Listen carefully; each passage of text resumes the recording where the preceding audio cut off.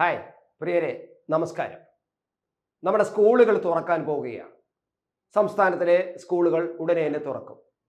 പക്ഷേ തുറക്കാൻ പോകുമ്പോൾ നിരവധി പ്രശ്നങ്ങളുമായിട്ടാണ്, പ്രതിസന്ധികളുടെ നടുവിലാണ് നമ്മുടെ സ്കൂളുകൾ തുറക്കാൻ പോകുന്നത്.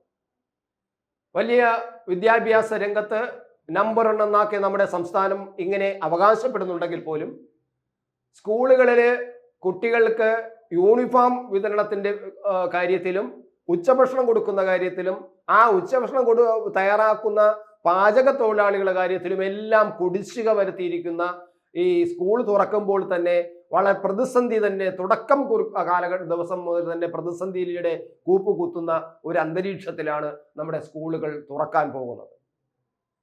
പ്രധാനമായിട്ടും യൂണിഫോമിന്റെ കാര്യം ആദ്യം പറയാം.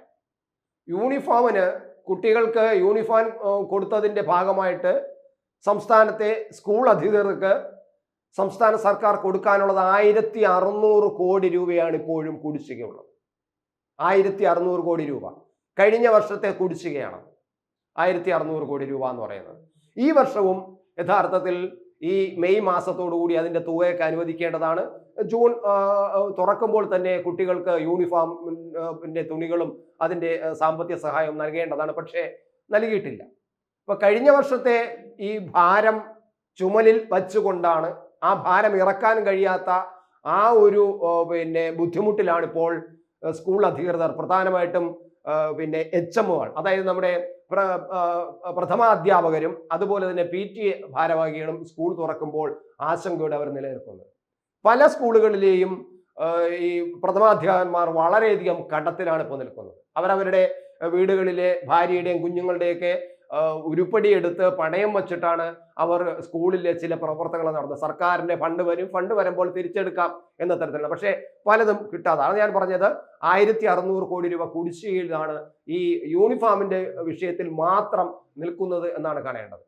ഒരു കുട്ടിക്ക് സാധാരണ ഈ സർക്കാർ പ്രഖ്യാപിച്ചത് ഞങ്ങൾ സൗജന്യമായിട്ട് യൂണിഫോം കൊടുക്കുന്ന ഒരു സർക്കാരാണ് ഈ ഇടതുപക്ഷ സർക്കാർ എന്ന് ഇങ്ങനെ അവകാശപ്പെടുമ്പോഴാണ് നമ്മൾ ഈ കുടിശ്ശിക വരുത്തിയിട്ട് സ്കൂൾ പ്രഥമാധ്യാപകന്മാർ കടത്തിൽ പെട്ടുകിടക്കുന്നതിന്റെ ഭീകരത നമ്മൾ മനസ്സിലാക്കേണ്ടത്.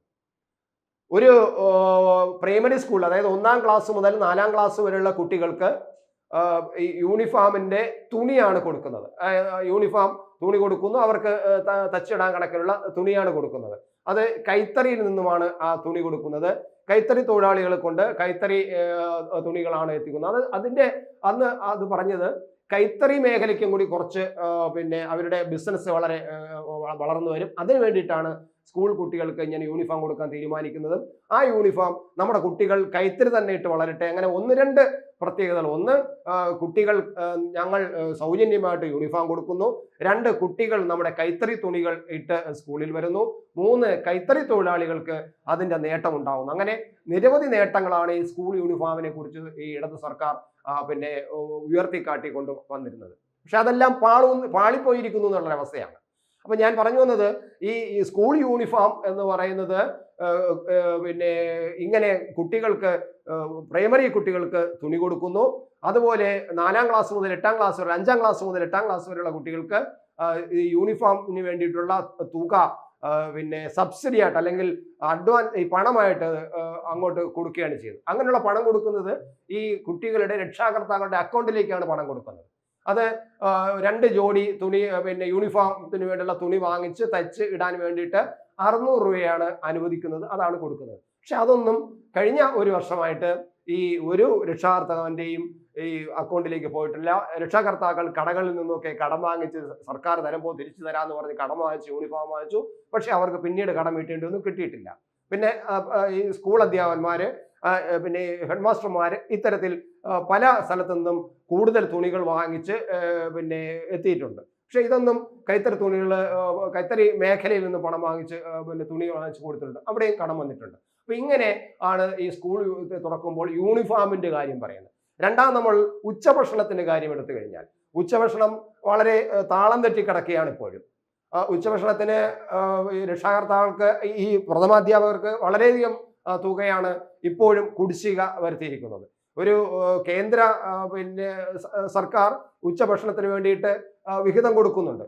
അത് ഒരു കുട്ടിക്ക് UP-യിലെ കുട്ടികൾക്ക് 5.45 രൂപ, എനിക്ക് തോന്നുന്നു 6 രൂപയോളം ഒരു കുട്ടിക്ക് പിന്നെ കേന്ദ്ര സർക്കാർ കൊടുക്കുന്നു.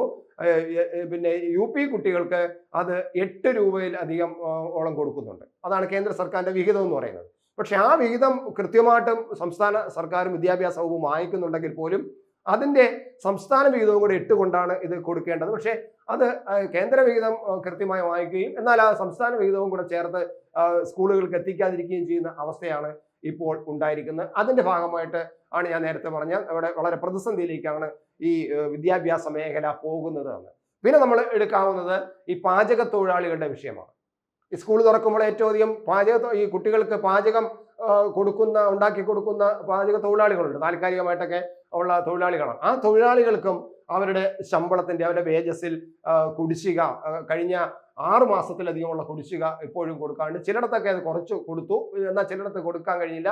പക്ഷേ എന്നാലിപ്പോഴും എല്ലാ ഭാഗത്തും ഒരു 4 മാസത്തിലധികമുള്ള കുടിശ്ശിക ഉണ്ട് സ്കൂൾ തുറക്കുമ്പോഴെന്നാണ്. പിന്നെ ഈ അവധിക്കാലത്ത് പ്രത്യേക അലവൻസ് കൊടുക്കണമെന്ന് പറയുന്നത്. കാരണം അവധിക്കാലത്തായിരുന്നാലും അവർക്ക് മറ്റ് വീട്ടു ചെലവുകളൊക്കെ ഉണ്ടല്ലോ, അവർ സ്കൂൾ തുറക്കാതിരിക്കുമ്പോൾ ആ അലവൻസും സാധാരണ കൊടുക്കാറുണ്ട്. അതും ഈ പ്രാവശ്യം ഈ പാചക തൊഴിലാളികൾക്ക് ഈ അവധിക്കാലത്ത് കൊടുക്കുന്ന, ഈ സ്കൂൾ അടച്ചിട്ടിരിക്കുന്ന കാലത്ത് കൊടുക്കുന്ന ഈ അലവൻസ്, പ്രത്യേക അലവൻസും കൊടുത്തിട്ടില്ല. അങ്ങനെ വരുമ്പോൾ ഈ പാചക തൊഴിലാളികളും അല്ലാതെ ബുദ്ധിമുട്ടിലാണ്. അവര് പലപ്പോഴും സെക്രട്ടേറിയറ്റ് മുന്നിൽ സമരമായിട്ട് പോകും നമ്മൾ കണ്ടിട്ടുണ്ട്. മാത്രമല്ല പാചക തൊഴിലാളികൾക്ക് ഈ സ്കൂളിൽ വരുന്നത് കൊണ്ട് അവർക്ക് ഈ ഇതുണ്ടല്ലോ, നമ്മുടെ തൊഴിലുറപ്പ് പദ്ധതിയിൽ അല്ലെങ്കിൽ അതിന്റെ തൊഴിലിൽ പോകാനും കഴിയുന്നില്ല. അല്ലെങ്കിൽ അവർക്ക് അതിന് പോയി കഴിഞ്ഞാൽ കൃത്യമായിട്ടും കുറച്ച് പിന്നെ വരുമാനം കിട്ടുകയാണ്, പക്ഷെ അതും കിട്ടുന്നില്ല.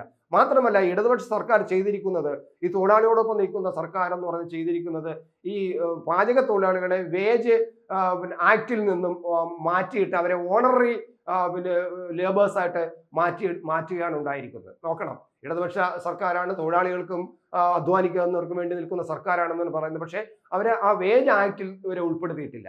അപ്പോൾ പലപ്പോഴും അവർ ഈ ഞങ്ങളെ വേജ് ആക്ടിൽ ഉൾപ്പെടുത്തിയിരുന്നതിന് ഞങ്ങൾ വേജ് ആക്ടിൽ ഉൾപ്പെടുത്തണമെന്ന് പറഞ്ഞുകൊണ്ട് സെക്രട്ടേറിയറ്റ് മുന്നിൽ സമരം ചെയ്ത് നമ്മൾ കണ്ടിട്ടുണ്ട്. ഈ അടുത്ത കാലത്തും അത്തരത്തിലുള്ള സമരങ്ങൾ കണ്ടതാണ്. അപ്പോൾ അതാണ് ഈ പാചക തൊഴിലാളികളുടെ അവസ്ഥ എന്നാണ്. അവരൊക്കെ കൊടുക്കേണ്ട തുക വളരെ അധികമാണ്. അവർക്ക് ഇപ്പോഴും അവർ ചെയ്ത ജോലിക്ക് പോലും കൊടുക്കാൻ കഴിയാത്ത. അങ്ങനെ നോക്കുമ്പോൾ പൊതുവിൽ ഈ സ്കൂൾ തുറക്കുന്ന ഈ പശ്ചാത്തലത്തിൽ സ്കൂളിന്റെ അന്തരീക്ഷത്തിൽ അല്ലെങ്കിൽ ഈ പിന്നെ അധ്യാപകർ വളരെ ഒരു കടക്കണിയിലേക്കാണ് കുത്തിയിരിക്കുന്നത്.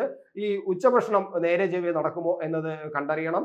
സപ്ലൈകോയിൽ നിന്നാണ് ഉച്ചഭക്ഷണത്തിലുള്ള അരി വാങ്ങുന്നത്. ഈ ഉച്ചഭക്ഷണത്തിലുള്ള അരി സപ്ലൈകോയിൽ നിന്ന് വാങ്ങിയതിന് പിന്നെ ഈ വിദ്യാഭ്യാസ വകുപ്പ് 200 കോടിയിലധികം രൂപ ഇപ്പോഴും സിവിൽ സപ്ലൈസ് വകുപ്പിന് കൊടുക്കാനുണ്ടെന്നാണ് 2-3 മാസം മുമ്പുള്ള കണക്ക്. പുതിയ കണക്ക് എങ്ങനെയാണെന്ന് അറിയില്ല. എന്തായാലും ഒരു 3 മാസം മുമ്പുള്ള കണക്ക് 200 കോടിയിലധികം രൂപ സിവിൽ സപ്ലൈസ് വകുപ്പിന് വിദ്യാഭ്യാസ വകുപ്പ് കൊടുക്കാനുണ്ടെന്ന് ഉള്ള കണക്കുണ്ട്. അങ്ങനെ പൊതുവിൽ ഇനി സിവിൽ സപ്ലൈസ് വകുപ്പിന് മുന്നോട്ട് പോകാൻ പറ്റാത്ത അവസ്ഥയിലാണ്. സ്കൂളുകൾക്ക് അരി കൊടുക്കാൻ കഴിയുമെന്നുള്ള ഒരു അവസ്ഥയിലാണ്. അങ്ങനെ എല്ലാ തരത്തിലും നോക്കുമ്പോൾ നമ്മൾ ഈ നമ്പർ 1 വിദ്യാഭ്യാസമാണ് നടത്തുന്നതെന്നും എല്ലാ ഭൗതിക സാഹചര്യങ്ങളും ഒരുക്കുന്ന ഒരു സർക്കാരാണ് ഇടതുപക്ഷ സർക്കാർ എന്ന് പറയുന്നുണ്ടെങ്കിൽ പോലും യാഥാർത്ഥ്യം മറിച്ചാണ് എന്ന് നമ്മൾ കാണേണ്ടതുണ്ട്.